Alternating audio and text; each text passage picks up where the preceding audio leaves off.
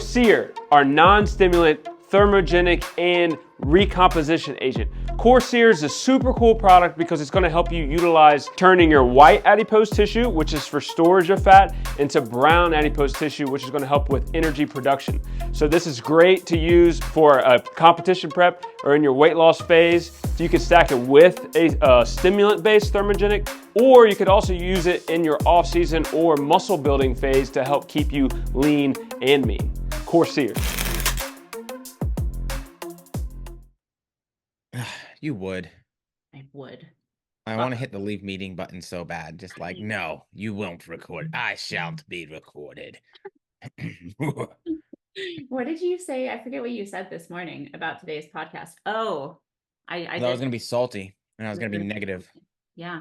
You know, you're wearing that costume well today. I think so. What, the costume? Has it been a Wednesday? Well, yes, because if you are grumpy and in a mood, I feel like that's a Steve, like you put on grumpy Steve. You're the grumpy one. Like you're Edgar. What? I am No. not. Listen, I challenge that. Okay. Fun fact. I'm going to tell you, we're going to travel down a story. So like people who don't like listening to this, I don't know, skip forward like 10 minutes. I, as team mom, had two parents from last year's team invite me out to drinks because rumor was it that I was very mean and like didn't talk to people and that I was a very guarded person. Yeah. And so I went out to like see who I was. What? I am not that way. And I was honestly shocked they told me that was what's happened. I was like, bold move, guys. Like, and you know what ends up happening? Then people act guarded around you when you tell them that you think that they're guarded. So yeah, there's my fun story for the day. I am guarded, so fucking sure. And it's 2024. We have to be guarded. I don't want here's the thing. Look, I'm sure there's lots of great people out there. I don't have time for the friends that I have. Like, I definitely don't need more friends. Word. I mean, so I always talk about, and I've done this since I was like a kid, I see myself almost as like an island. And then like I have very tight customs about like what I let on and off of my island. And then as I've gotten older and like with family and stuff like that, there's things I don't have time to give a shit about anymore. And like energies and things like that, I don't need to spend time with. I have too much. I like to post tariffs on my island. Like you. Yes. Bring like gifts. Want to be my friend? Show Yes. a gift. It's funny because definitely you were definitely cranky when we hopped on this initially before we hit the record button. You're like, oh, I was cranky. Let me vent real quick. And like I had hospital stuff this morning. Like I had to be at the hospital doing stuff. What? Yeah. So like we're getting ready for the surgery in a few weeks. Oh. Okay. And so today I had to go do this like GI contrast thing. So I had to bring in my own food. So they made me go buy a bagel and marshmallows so I could come in and do this. And they make you drink this stuff. It's like a barium liquid thing, but it's like almost the consistency of paint, a little bit less thick. And so they're taking the x-rays of you. And then you got to like drink a big mouthful of this stuff to like coat your insides the first time.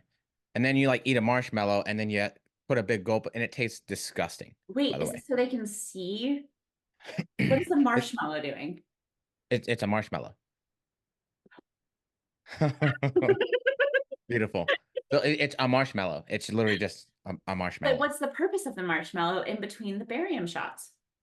No, you coat it. So it's supposed to tell them how well your esophagus, like how loose it is. So they know how much they're going to wrap the stomach around it to reinforce it for the GERD surgery. Interesting. Did I even say on the podcast that I'm having GERD surgery in a few weeks? I think we talked about it last week that it's coming. I forget how we. Yeah. So anyways, so you do that and then you do it again with the bagel. And then they hand you something while you're laying on your side that tastes even worse to drink some of. And then they just take a bunch of x-rays of all of how your gut's doing the whole time. But they said I don't have a hernia, so that's cool. At least I don't have a hiatal hernia. Yeah. So I guess that's neat. Hopefully that means I can get back at it a little bit sooner, but yeah, they don't have something else that they have to repair while they're there. Yeah, so and that wasn't even the worst part. The worst part is like you can't eat. So like you can't eat anything after midnight. So you're just hungry all morning and cranky. I'm like, all right, Cranky Pants is alive and well today. You weren't allowed to eat after it?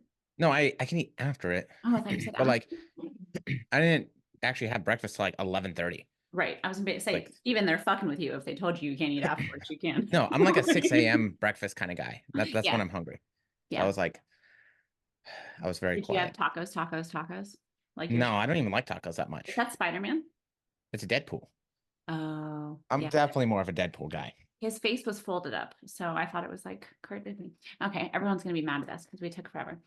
There's a really cute, cool Deadpool shirt at Target. It's like a button up and it's got Deadpool and he's in a little unicorn floaty and it's cute. It's like a I'm a large. okay. I'll go grab one for Riker and you. No, this is the tariffs, okay? This is our tariff. There we go. That'll be the gift I present. Yes. All right, moving on.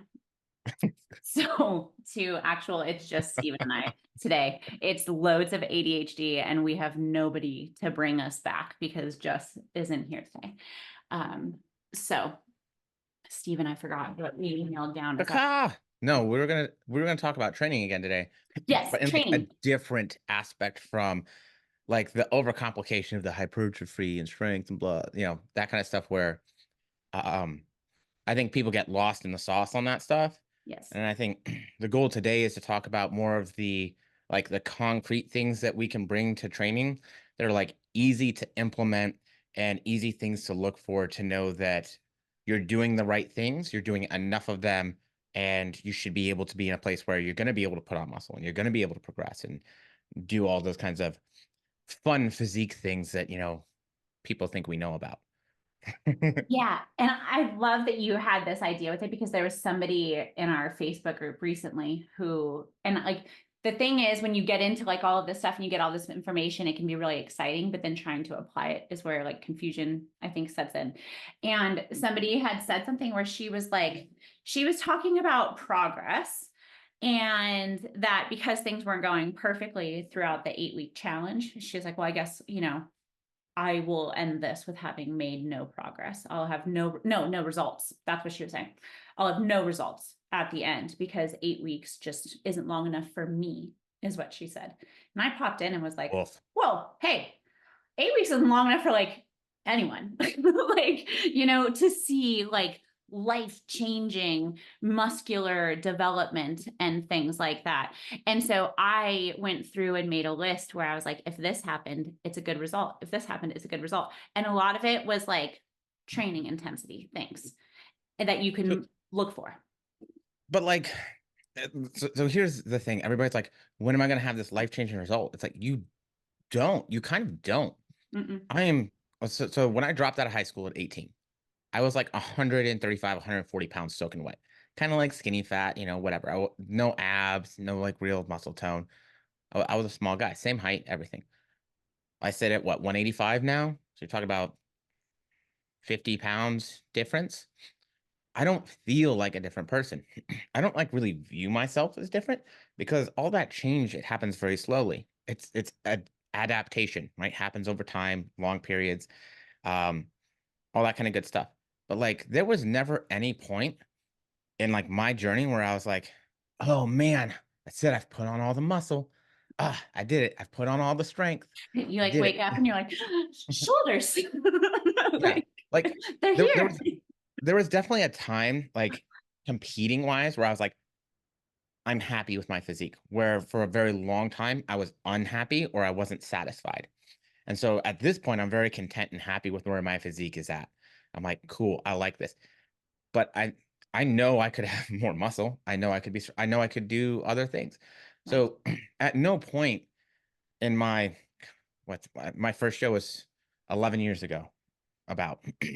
At no point in that journey have I ever been like, got him, made it, there we are.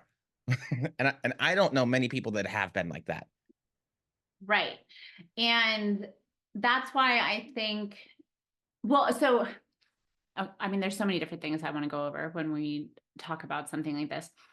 In the same thread, there was a lot of people who posted in there and they were like, well, did you know that women can add up to like 5 pounds of muscle in like 3 months or something like that? And I was like, I'd love to know where that data came from. I don't think so. Like, I was like, I think you should be super happy if, you know, you are able to lift 10 pounds more for the same number of reps on like an exercise at the end of this. And that would be a great representation of how your muscle and strength developed. Like, and so if you're only looking in the mirror and you have a timeline of like 8 to 12 weeks, and I understand as the director of the transformation challenge and the results that I see happening in that challenge, I probably sound a little bit stupid when I tell people don't expect that kind of shit because it happens every time we have a transformation challenge. But they're like unicorns, like the people that stuff happens to.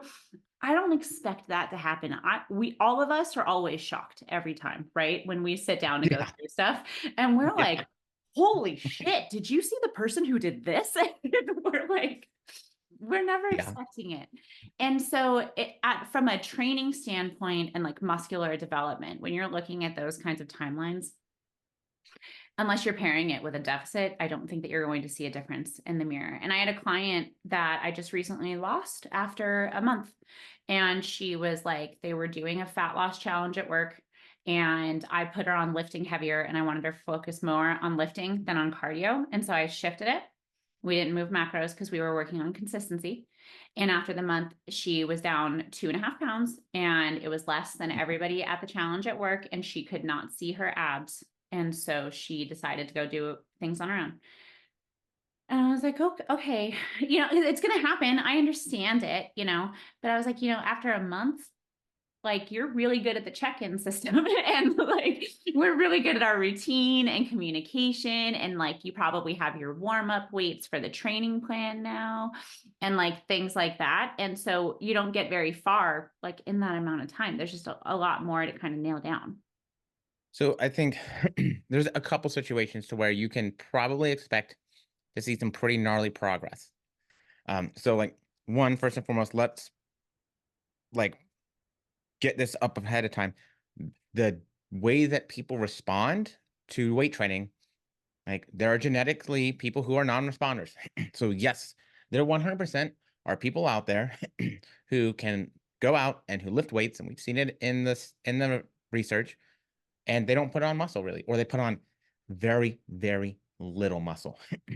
And so if we have people at that end of the spectrum, there are obviously people at the other end of the spectrum that can go lift some 20-pound weights and get bigger than I've ever been in my entire life.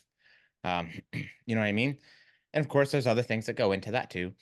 So if you are brand new to lifting, you can expect to get more results and to get them faster because you haven't done the stuff. And lifting weights gives you something we call diminishing returns, which means the longer you've done it, the less return on your investment you're going to get and the more work you're going to have to do for that lesser return on investment. So for most of us, that's why finding the lifestyle, finding what you enjoy, the things are so important because otherwise, why would you stay with it? So if you're brand new to lifting, expect, yes, you're probably going to get some better response. You're probably going to put on more muscle. You're going to see more body changes. The challenge is really, it's like maybe those people paired with a diet, right? So they're getting leaner and they're putting on a pretty significant amount of muscle. The other one that I found, people who used to be trained and they used to train and they stopped and they've stopped for a long amount of time. So, and again, that genetic kind of window is going to make a difference in terms of how much they do or don't respond. But they've already done the work to like quote unquote make muscle. Really, what it is satellite cell nucleus come into the muscle cell and they take up extra space, right? It's like adding a piece of pie to your pie. It now has more volume. So your muscles is bigger, but they become dormant and it's like taking that piece, that pie away from the pie and they become smaller again. So for those people, they're not having to get all of those nucleuses back into the muscle cell. They're just reactivating them. So those people will have what we perceive to be much more intense response when they're coming back to training and getting back into it. But if you've kind of been in the lifestyle for a while and you're doing your thing and maybe you've been lifting for a few years, like, yeah, man, it's not going to be an overnight success by If you're any not means. shaking up what you're doing, it's probably not going to shake up the results. Like if you just keep on keeping on, like, right. You know, what it makes me think of like who you're talking about. That's a big thing with like postpartum, like bounce back and like stuff like that is that, you know, people will point to like athletes and be like, well, look at how fast they did it. And it's like, well, yeah, like everything about their body is kind of primed. Like that was their body's normal. That was their body's, look at where their body fat set point was before that change in their training and before their recovery. Look at where all of that stuff was. And so it wasn't a big shift for their body to be like, let's be normal again. But that's one of those things where even with postpartum, like training and all of that, people will ask like, when does your body feel normal again after going through all that? Because even your joints feel weird, like you feel Yeah. squishy.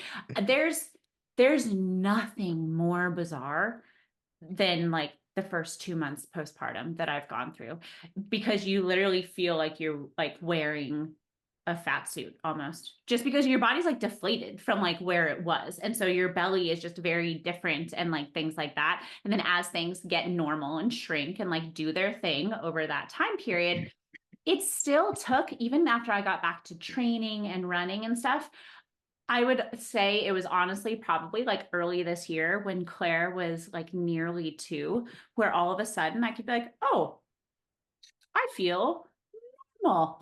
Like Question on this before I get too far and I ADHD forget it. You know how like you feel like empty when you take a really like good poop? yeah, Is that what it feels like with the belly when you have the baby finally? Is it like that like for sure immediately after. Like that's those fucking first like cool. 12 hours afterwards, because you, I mean, for and even longer for sometimes, but like immediately afterwards, the bizarre part is like your stomach is still like 7 months pregnant, and but there's nothing in there. Like the placenta's gone, the water's gone, the baby's gone. Like 12 pounds of shit just exited your body. And it's like, well, what do you want me to do? Which brings us back how you brought up the muscle cells. It's kind of random, but I was explaining this to somebody else with like fat cells, how like they kind of do, they have like a similar thing where they don't like go away, they just like let everything out and then they kind of hang out and wait for the next time. Like Just waiting to get filled up. they're just like, and so you don't lose your body fat cells, they just get smaller and empty like flat balloons. But what you can do is grow new ones. And Yeah. then they hang out too, even if you deflate them. And so that's why we're like pretty much all against like the crazy ups and downs all the time and stuff like that, because if you overshoot in those situations, you could have more So body yeah. friends. Yeah. I totally forgot where we started with that entire I conversation. know your ADHD threw mine off. I mean, I didn't take my meds. I was Oh, like, coffee will postpartum. do it. I was talking about how your body changes and how that's a good response of like, if you were athletic beforehand and then you get back into it, you might have Yeah. a faster bounce back because your muscle's going to have that memory and it's going to know what to do. But So I even wanted to that piggyback on timeline that. is really long, right? Like I said, mine was almost 2 years, whereas a Yeah. well-trained individual through all of those pregnancies and that time still took 2 years to feel athletic again. Like when you walk and you can kind of carry yourself and you feel like you carry it like you're not injured and like normal and like stuff like that. It takes So, not that long. so like it's not even just like the fact that that was their body fat set point and that stuff. Like that was also their lifestyle. Mm-hmm. So like those athletes, they're still gonna go back to training. And if that's not you, well, guess what? You're different. Like so you have to take those things into account as well in terms of like how you bounce back from things like postpartum, surgeries, injuries, that kind of stuff as well. Because your lifestyle, like, and how that supports the muscle or the physique, the body composition that you're after, is also going to be a big part of that too. And so you have to keep that like in the rear view mirror as at least a thought process and consideration. Yeah, 100%. So training wise, Oof. say somebody is like, I don't know if I'm training hard enough. I think I am. So Uh, what's the biggest like training goof you see? Like when people come to you and you're on a call and they're like, okay, with training, I was gonna do this or I was thinking of that. Like what's the biggest one you see that like you're automatically like, nah.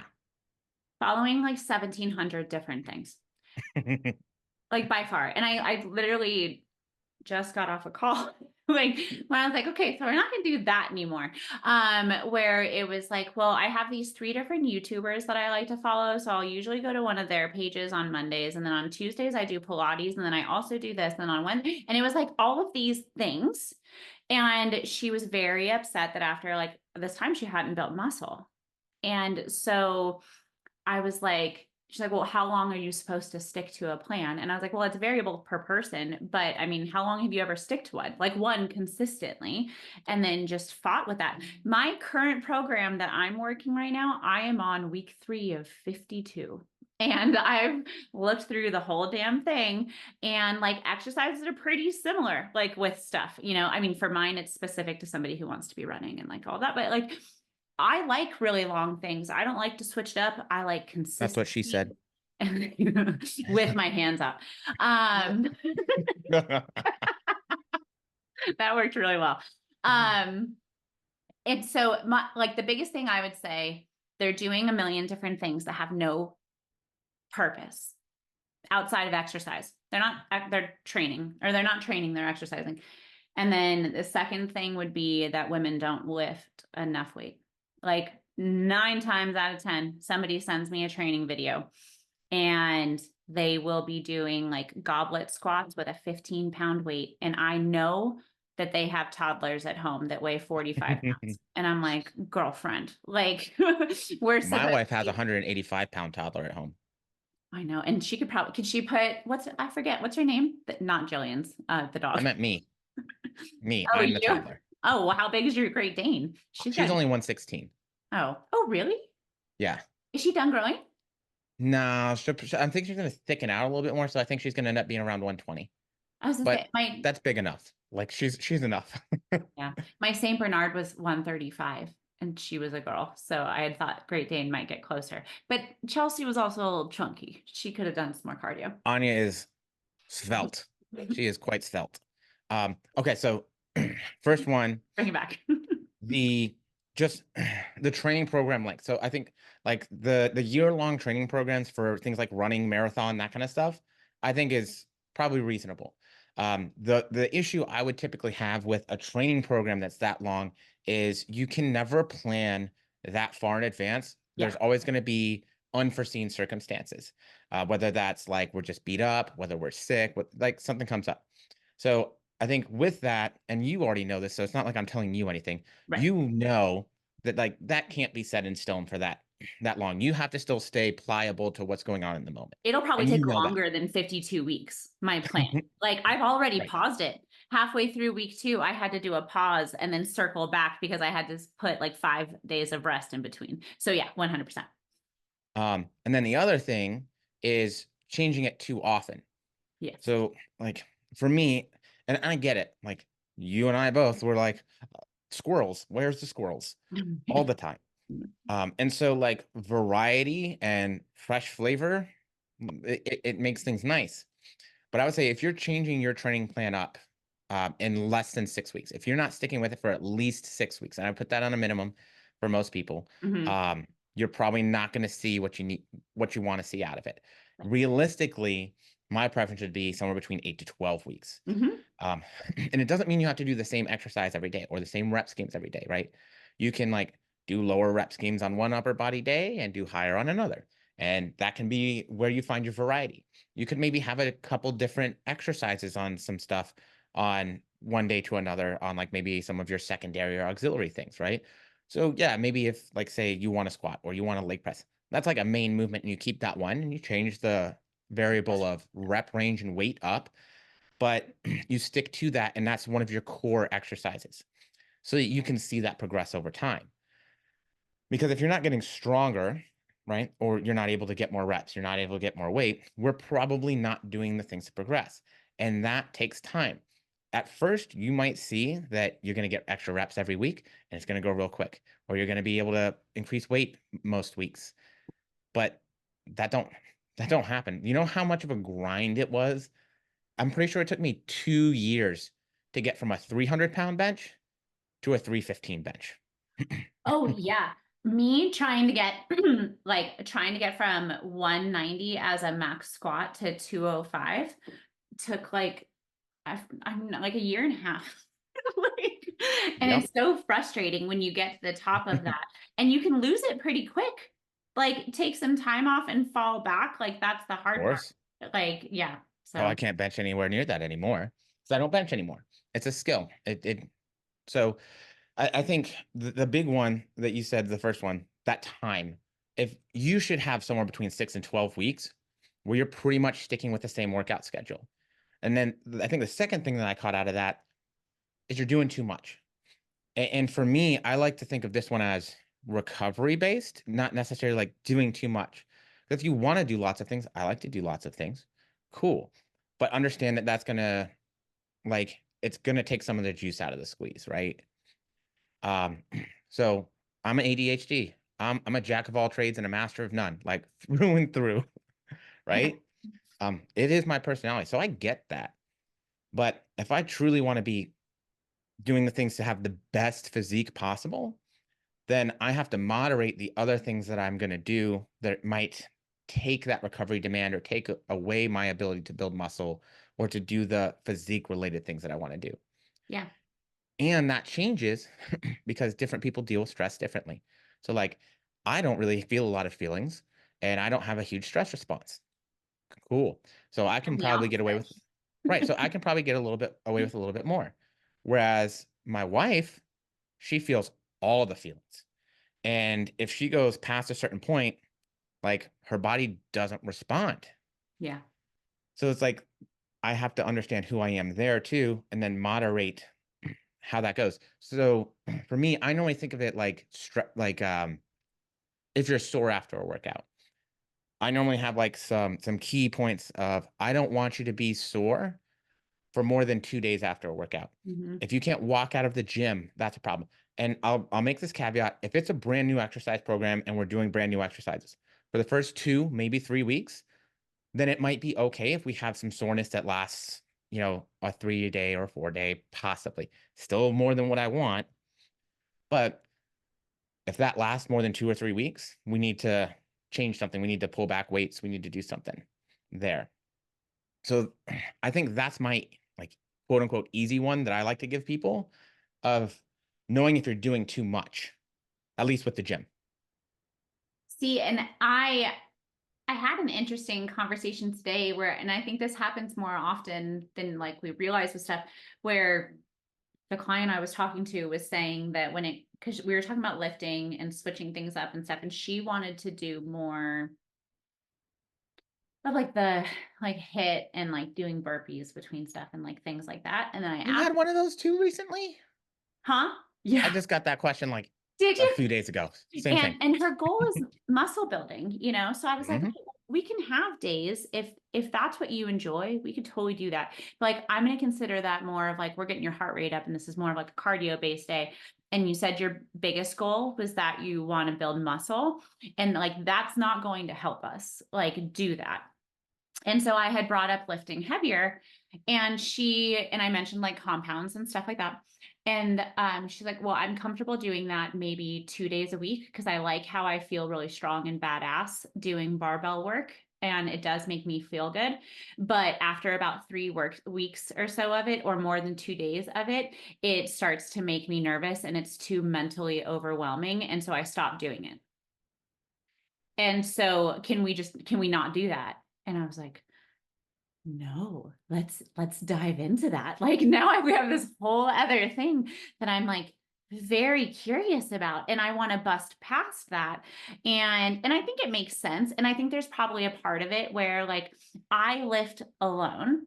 And so for me, whenever I'm testing, even if it's a 10 rep max, and so it's not like an insane weight, but I'm getting to a point at the end of that set where like I could justifiably like hurt myself with like benching or something. That I probably hold back. There's probably more I could do if I always had Vic there with me to make sure I wasn't going to smash my face and stuff like that. And so I think that it's natural in those situations, like maybe you're afraid of going too heavy. But I do think a lot of times that, and I mean, I speak from like a women's perspective, so I don't know if the same thing would happen with men, but I know that they're like, I will talk to women and they they do curls with 10 to 15 pound weights. They probably don't exceed 20s because they don't think that they need to try it. Or like, why do I need to squat over this much or do more than this on the leg press and things like that? And it's like, well, but if that's what you've been doing to get to where you are, if we want to see any change, you have to do much, much more. And the need for more grows as your experience grows if you want to continue to see those changes happen. And so then we have to work past the scariness of it. And like what I started thinking about was if I told this story last week, tell me and I'll stop because I hate when people do that. I don't remember, so go for it. Oh, It's all new to me. shit. So I did a threshold test.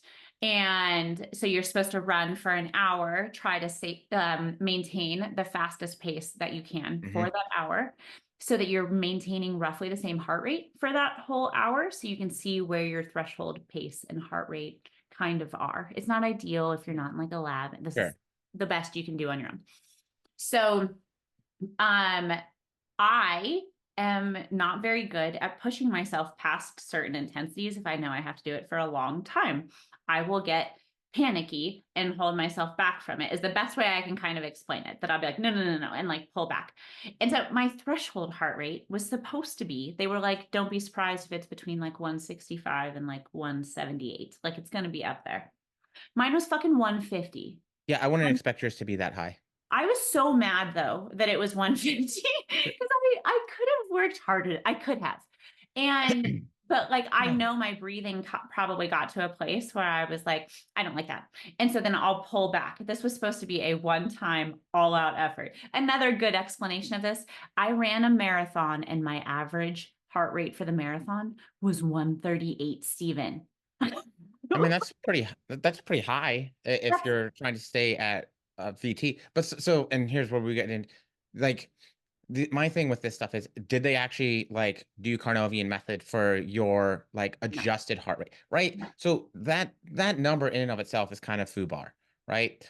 And then like I have done so many VO2 max tests. I have done so many heart rate max tests. I've done so many wind gates in my life. I recognize so well that there are guys that are older than me that have better max heart rates. And guess what? Of course, they're way better at cardio than me. Right. And my max heart rate, like at best, I think I hit like 176, like all out VO2 max to the brim.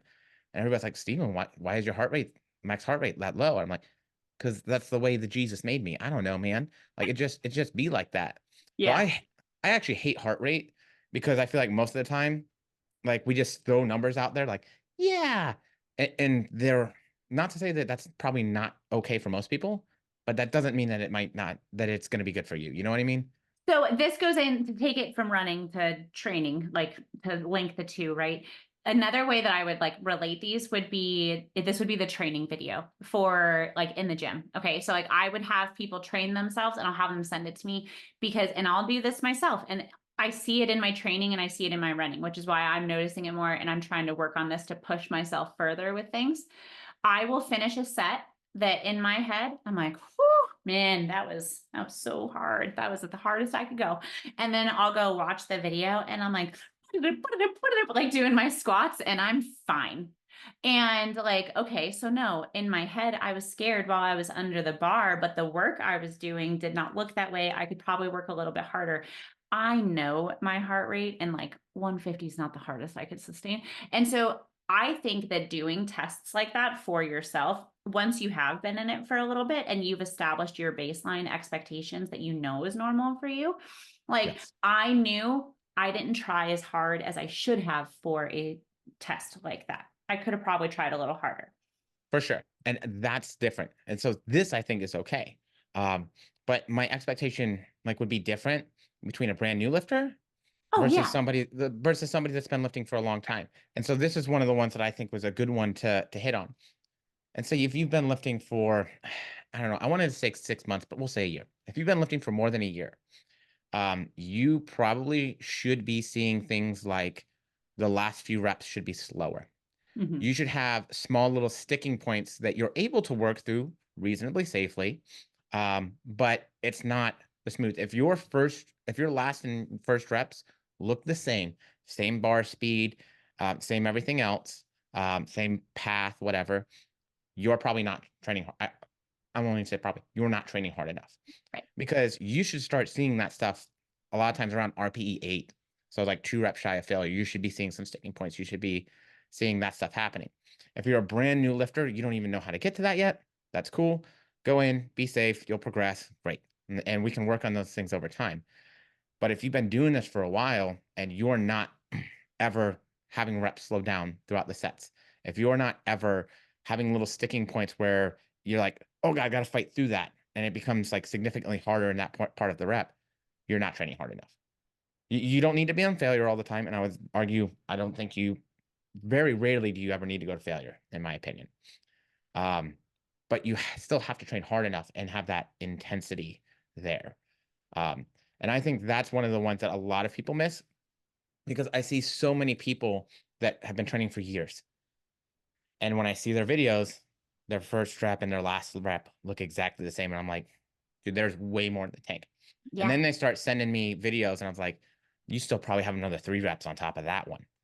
Right. So it's not necessarily about getting it perfect. The RPE, the ratings of perceived exertion, it's perceived. They have it for cardio. They have it for lifting. We use it for lifting typically. Yeah.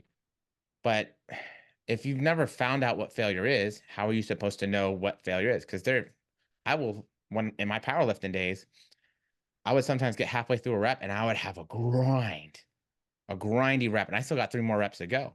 I still had those reps in the tank. Yeah. But that was what I did. And so obviously I was a very experienced lifter. And for me, my safety net, I always put the catch bars up. If I was squatting in the rack. I had the catch bars up and I had them up high enough to where I knew I wasn't going to get hurt if I lost a bar. If I was benching in the rack. I had the catch bars up and I knew that I could bring it down to my chest and let it roll off and still get out from under the bar and be all right. I'm not a fan of those free benches where everything's just like, that a lot of gyms have. Part of the gym is that's how they are, because like at home, I bench in our rack so it can save me. Yeah.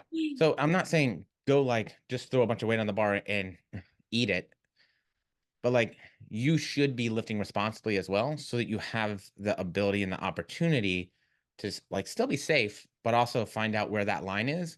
Because when you find out where that line is, whether that's having a spotter, whether it's having safety bars, then you can like make sure that you're training more efficiently as an intermediate and advanced lifter. Yeah. Beginners, meh. I mean, and like paying attention to like just the metrics that are happening, like one way or another. It doesn't have to be a 1 or a 3 or a 5 rep max. Like I really liked when I feel like there wasn't as much like focus on it, but when I like with Brett Contreras was talking more about doing like 10 and 20 rep maxes on shit, like that could be killer to work with. And for some people, that's perfect if that like gets them more excited with the training. And so I've started having more people play with that, or AMRAPs at the end of sets has been my new favorite way to show somebody you're not working hard enough, where I'll have them do the first, I'll be like, get to your working weight, do 3 sets of 10. And then on your 4th set, just go until you cannot do anymore. And I want to see what happens. And then they'll send it to me and they'll be like, I got 22. I'm like, right. I'd like you to get like 12, maybe. Even then, we could probably increase the weight, because ideally on those last sets, if you're doing 4 sets of 10 on something and at the end of that 4th set, you feel like you can keep going, we left a good amount of weight on the table. Like you should be donezo, like when it comes to that. And so I like to use the AMRAP things to keep people going, to really figure out what is your actual weight that you should be using. Because I think people's working weight is generally their biggest problem. Oh, the other thing I'll see when I have them send over stuff, if you're doing a ladder where you're increasing your weight on every single set and then you just stop at that top one, you're missing out. Like that should be your warm up then. Like the 4 sets leading to that top one, you've now done your warm up and then we're going to work. That's not how the set should be getting there. And so if you feel like you're stuck and you're not seeing that progression, it happens more often than not. And then that's when I'll start getting very micromanagey. And then all of my clients will start getting stuff where I'm like, that's it. Everyone, I want everything. Like, Right. show it to me. Yeah, I think a lot of people take like the pyramid sets or the like ascending or descending sets, like ways to maybe not work as hard. But for Right. me, those are opportunities to work really hard, but to get different weights and rep schemes in, even in the same weights. Just so for me, I like to like expose you to that sometimes. It's Right. like maybe I will have an ascent, and I haven't used these for a while. So maybe it's time I start bringing them back for some people. Same like I haven't used AMRAPs for people in a while, so maybe it's time I start using those again. It just depends on the person. Yeah. But like your warm up should be something separate. So when I program, I only program working sets. However you Right. want to warm up, great. I normally like a dynamic warm up. So like if I was gonna squat, I'd start with the bar and then maybe like 135 and then go up from there, right? And I maybe would shoot for like 3 to 4 warm up sets, working up into my working weight, nothing that fatigued me. And then my working weight. But here's the other thing, and I think this will be my last point today because we're probably getting too long. If you're trying to rest 30 seconds in between sets, you're doing it wrong. Um, you let me put it this way. There is no way in hell you are going to squat efficiently at appropriate weight with 30-second rest intervals in between sets. Yeah. It takes me 30 seconds to set up underneath a squat bar almost like safely Right. with appropriate weight. So understanding that your energy systems take time to refresh, and realistically speaking, the heavier a weight is for you, the longer you are likely going to need to rest in between sets so that you can safely continue to lift that weight for whatever prescribed amount of repetitions you're trying to get. I even started, you know what I was really bad about before? I wouldn't rest between sides for an exercise. I would just go straight from one side like to the next. But because I'm a creature of habit, I always start things on like certain sides for exercises. And so Ooh. my other one, no, thumbs down, Zoom. So my other side would always end up being like a little bit fatigued, like say with like lunges or something, if I'm doing just right leg and then I switch over to do my left leg set. My left leg was working the whole time. The right one was not as much, but like a little bit. And so I started even adding in sets like there because my numbers weren't progressing the way they should have with like a lot of my unilateral leg work. And I think it's because I wasn't giving it enough. And so like I'll tell people when they ask that question, how long should I be resting for? If you do not need at least 90 seconds, Mm. you weren't working hard enough. Like that set didn't count.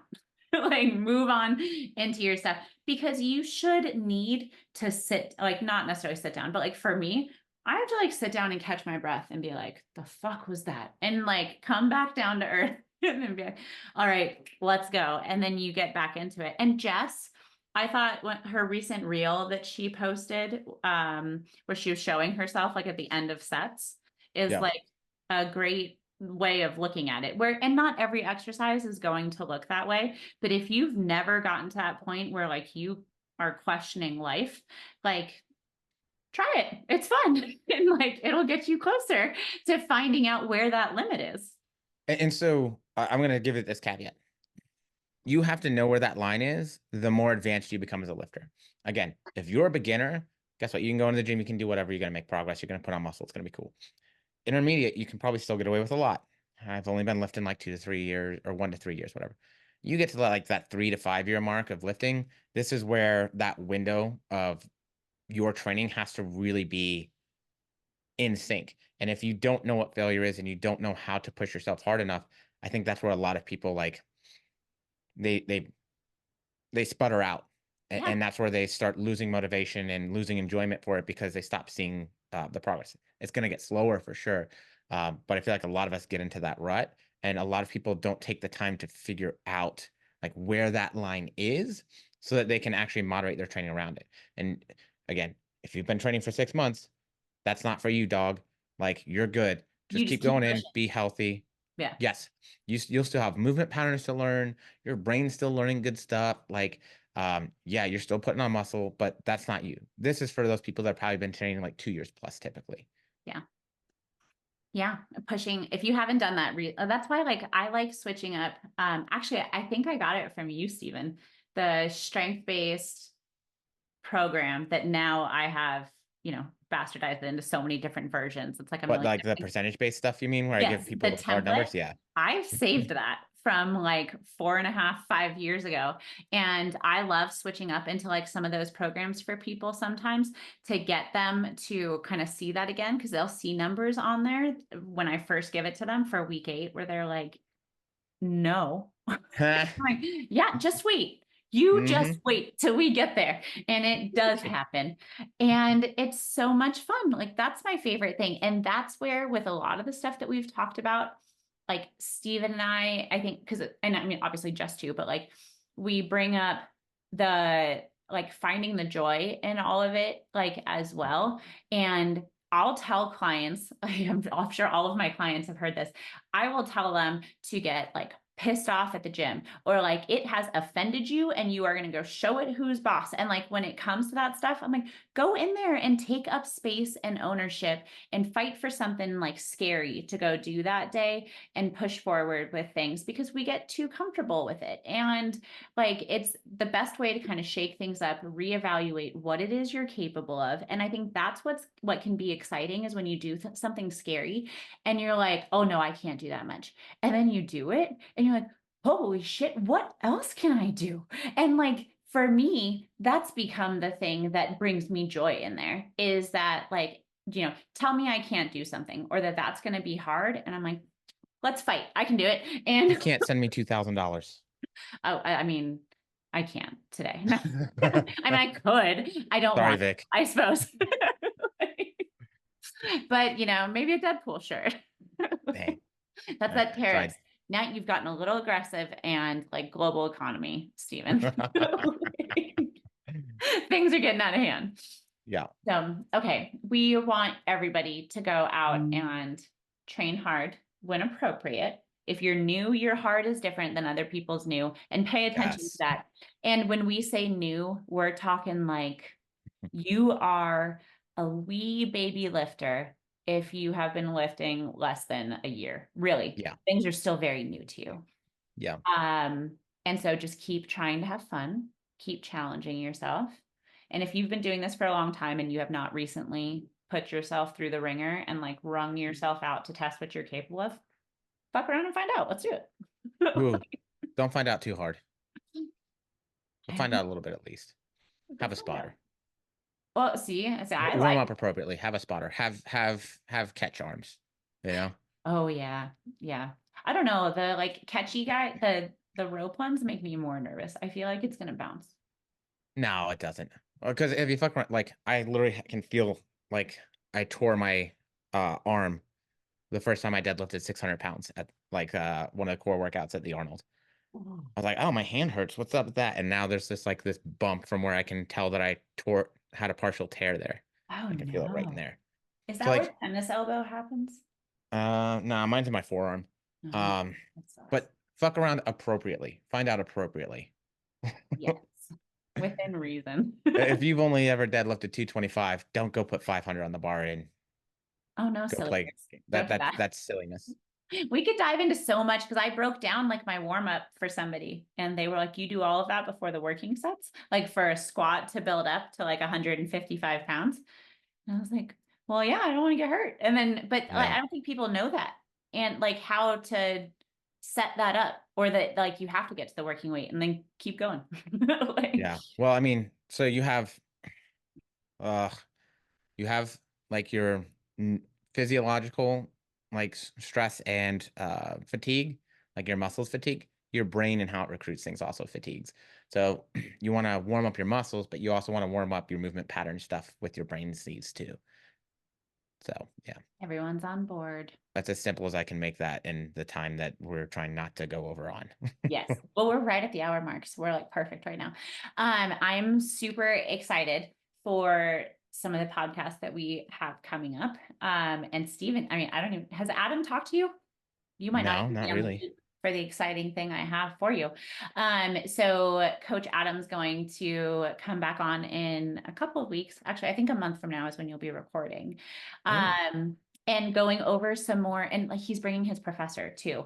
Awesome. I believe that he's working on something recently, and what's exciting is it's a conversation about like motivation and stuff like that, and its relation to like what you accomplish and that stuff. So I think that's very cool. We're going to talk in a couple weeks. We'll get an update with Jess. I wanted to do kind of like a dive into like her prep, since it's the first time back into it in a really long time. So I think she probably has some cool relevant stuff for everyone to hear, with like what she had to focus on switching, what was like the, oh shit, I forgot that that's kind of hard when you start a prep, like those kinds of things. Nah.